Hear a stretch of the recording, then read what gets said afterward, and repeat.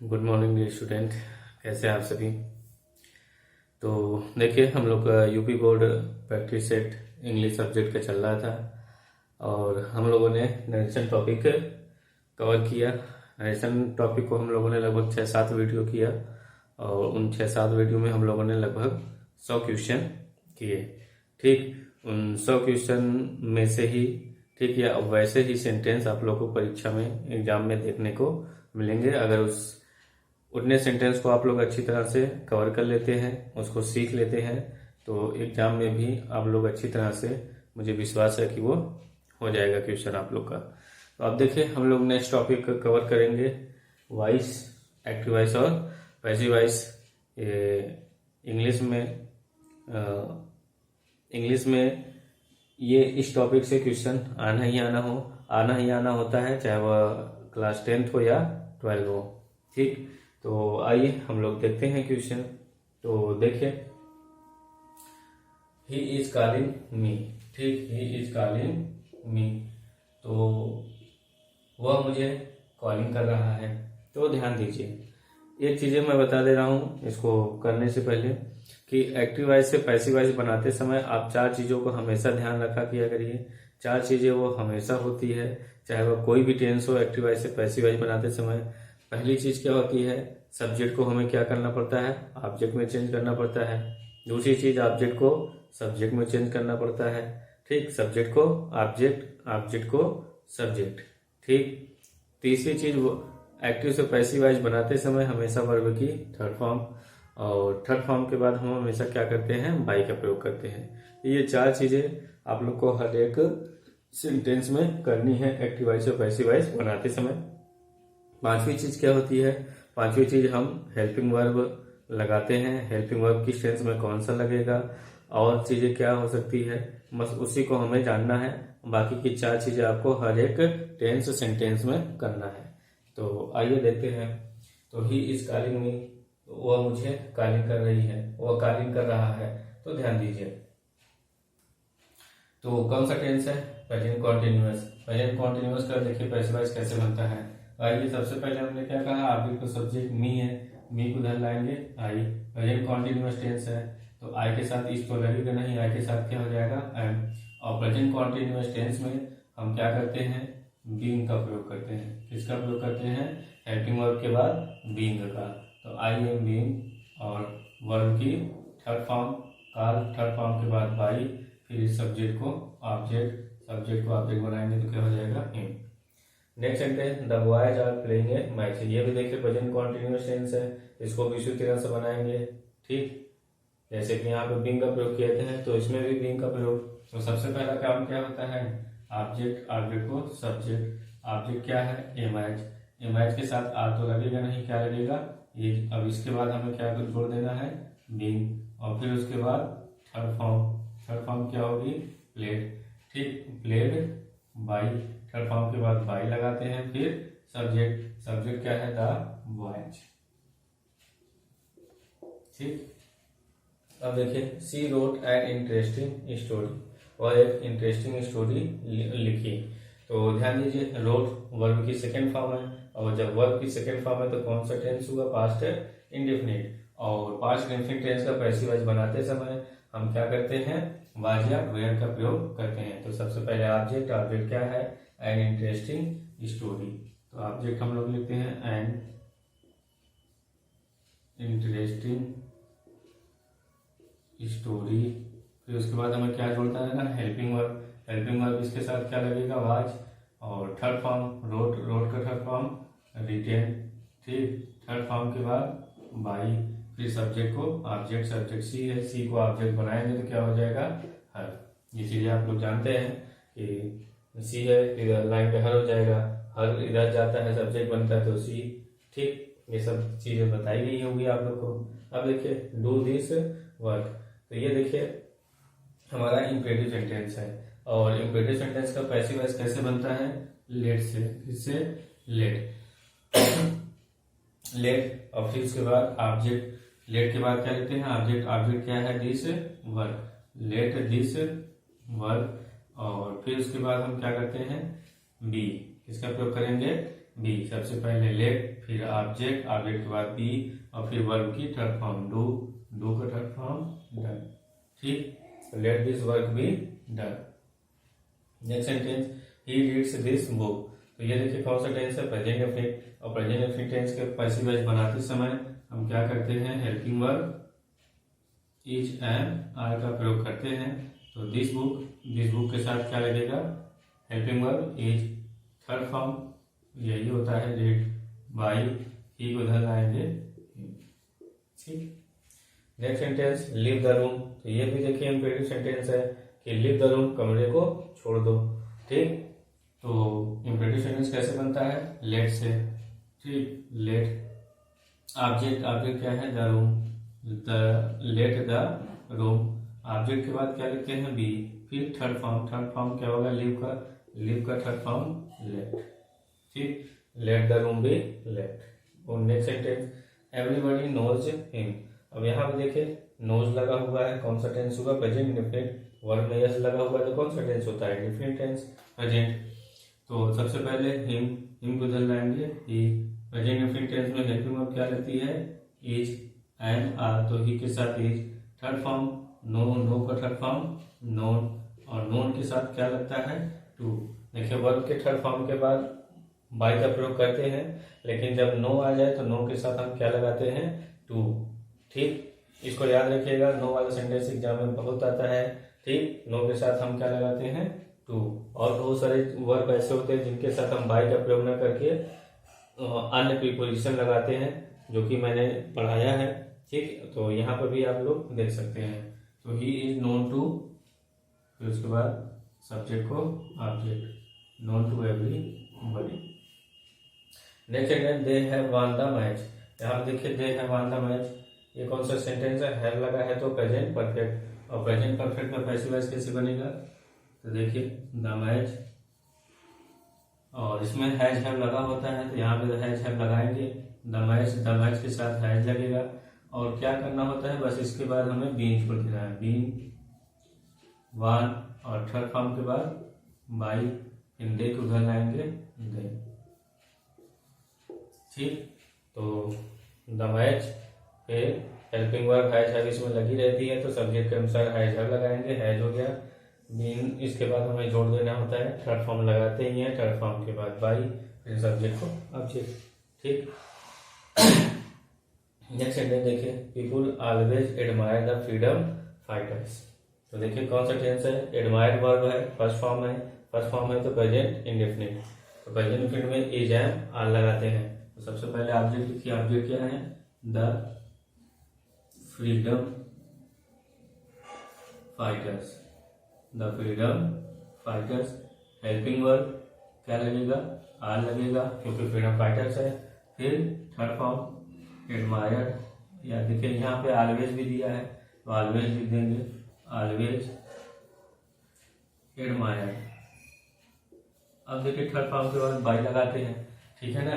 लेकिन यहाँ पे देखिए सब्जेक्ट क्या दिया गया है, पीपुल।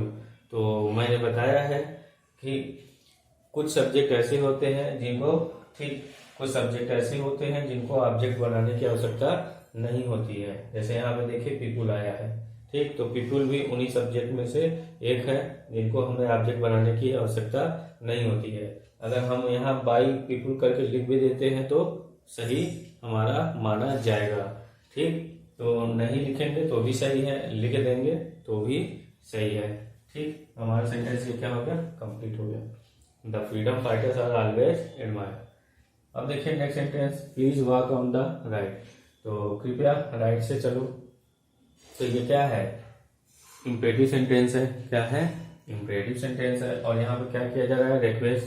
प्लीज लगा हो तो समझिए कि रिक्वेस्ट। और ऐसे सेंटेंस, इम्पेरेटिव सेंटेंस में यदि प्लीज से सेंटेंस आए तो उसको हम लोग क्या करते हैं, रिक्वेस्टेड से बनाते हैं, यू आर रिक्वेस्टेड टू। ठीक, ठीक, प्लीज लगा हो तो क्या करते हैं, यू आर रिक्वेस्टेड टू से हम लोग बनाते हैं। और जब रिक्वेस्टेड लिख दिए तो यहाँ पर हमें प्लीज लगाने की जरूरत नहीं है। To walk on the right. ठीक, next sentence, he is helping his brother. यहाँ पर देखिए हिज लगा हुआ है, present continuous. Present continuous tense देखिए मैंने यहाँ पर बताया कैसे बनता है। सबसे पहले his brother helping verb, his brother के साथ इज ही लगेगा। और प्रेजेंट कॉन्टिन्यूअस में पैसिव वॉइस बनाते समय हम क्या लगाते हैं, बीइंग। थर्ड फॉर्म हेल्प है तो क्या हो जाएगा, हेल्प।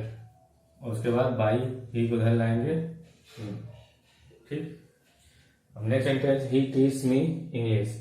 अब ध्यान दीजिए कौन सा टेंस है, प्रेजेंट डेफिनिट टेंस। देखिए टीच यस जुड़ा हुआ है, इसमें देखिए दो ऑब्जेक्ट है, एक मी है और एक इंग्लिश है। और जब दो वाक्य होते हैं तो हम क्या करते हैं, इनमें से एक वाक्य को सब्जेक्ट बना एक ऑब्जेक्ट को सब्जेक्ट बना देते हैं, दूसरे ऑब्जेक्ट को वर्ब के बाद रख देते हैं। तो हम देखिए मी उधर लेकर आते हैं आई, प्रेजेंट डेफिनिट टेंस है तो पैसिव वॉइस बनाते समय हम इज एम आर तो आई के साथ एम, तो आई एम। फिर उसके बाद third form I am taught, third form के बाद क्या हो जाएगा, ये दूसरा ऑब्जेक्ट है उसको लिख देंगे टॉट इंग्लिश। और फिर उसके बाद तब बाई लगाइए, फिर सब्जेक्ट, ठीक। तो आइए next sentence, do this work. ये देखिए इम्पेरेटिव सेंटेंस है। इम्पेरेटिव सेंटेंस देखिए यहाँ पैसिव वॉइस में बहुत आता है, ठीक है ना। इम्पेरेटिव सेंटेंस पैसिव वॉइस में बहुत आता है, एक्टिव पैसिव वॉइस एग्जाम में करने को। तो इम्पेरेटिव सेंटेंस बढ़िया से आप लोग सीख लीजिए। तो देखिए लेट, सबसे पहले लेट, फिर उसके बाद ऑब्जेक्ट लेट दिस वर्क, फिर उसके बाद बी, थर्ड फॉर्म डन। देखिए इस प्रकार सेंटेंस अभी शायद आया था, ये देखिए मैं प्रीवियस ईयर करा रहा हूँ तो देखिए यहाँ पर रिपीट कर दिया, ठीक है ना। तो बहुत सारे सेंटेंस ऐसे होते हैं जो एग्जाम में रिपीट कर देते हैं, यहाँ पर भी देखिए वही किया गया है। Next sentence, doctor Mehta teach us physics. इसमें भी देखिए दो ऑब्जेक्ट है, इस प्रकार वाला देखिए है ना, एकदम ठीक उसी तरह। इसको भी इसी तरह से बनाएंगे, ऑब्जेक्ट अस ले लेंगे, अस को इधर लाएंगे, वी प्रेजेंट डेफिनिट टेंस है, वी जैम आर, वी के साथ आर, थर्ड फॉर्म क्या हो जाएगा टॉट, और दूसरे ऑब्जेक्ट को इसके बाद ही रख देंगे physics by doctor Mehta. Next sentence देखिए, योर हेल्थ वरीज मी। ये भी देखिए प्रेजेंट डेफिनिट टेंस, यस ई जुड़ा हुआ है तो क्या हो जाएगा, मी को उधर लाएंगे, आई प्रेजेंट डेफिनिट टेंस में इज एम आर, आई के साथ एम। फिर थर्ड फॉर्म क्या होगा, वरी का worried by I am worried, तो I am worried by your health,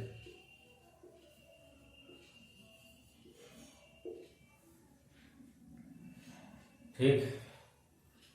अब नेक्स्ट सेंटेंस देखिए, principal gave him a medal. तो ध्यान दीजिए प्रिंसिपल गेव हिम मेडल, यहाँ पे भी देखिए दो ऑब्जेक्ट है, हिम और ए मेडल। तो वही काम करेंगे ऊपर वाली तरह, एक ऑब्जेक्ट को सब्जेक्ट बनाएंगे ही, तो ही हो गया। अब देखिए कौन सा टेंस है, पास्ट इंडेफिनिट। अब पास्ट इंडेफिनिट टेंस में हेल्पिंग वर्ब क्या लगती है, वाज या वर, तो ही के साथ वाज। फिर third form given, third form के बाद जो दूसरा ऑब्जेक्ट होता है उसको लाकर रख देंगे, वर्ब के बाद मेडल, अब तब बाई लगाएंगे और फिर लिखेंगे सब्जेक्ट को ऑब्जेक्ट, ठीक। अब नेक्स्ट सेंटेंस देखिए, हेल्प हिम। ये भी देखिए इम्पेरेटिव सेंटेंस है, क्या है इम्पेरेटिव सेंटेंस। तो उसकी सहायता करो, तो यहाँ पे सहायता करो मतलब रिक्वेस्ट का भाव प्रकट हो रहा है, और रिक्वेस्ट से भी बना सकते हैं या लेट से भी बना सकते हैं। तो देखिए लेट से बनाते हैं, लेट ऑब्जेक्ट और ऑब्जेक्ट के बाद बी, ठीक, और फिर वर्ब की थर्ड फॉर्म, तो लेट हिम भी है। नेक्स्ट सेंटेंस देखिए, did Ramu kill the tiger.